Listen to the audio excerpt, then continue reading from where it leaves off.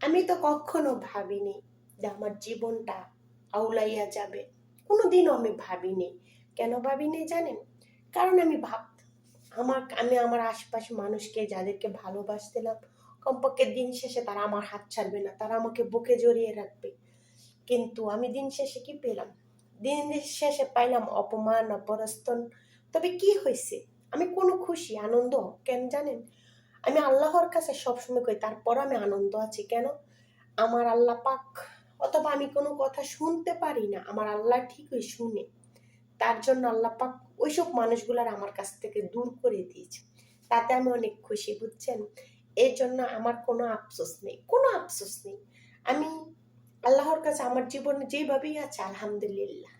কারণ আমি তো সবার ভালো হতে পারবো না, সবার মন্দতা দিতে পারবো না। যতদিন দিতে পারছি এতদিন প্রয়োজন ছিলাম, যতদিন দিতে পারি না এতদিন বেপ্রয়োজন ছিলাম।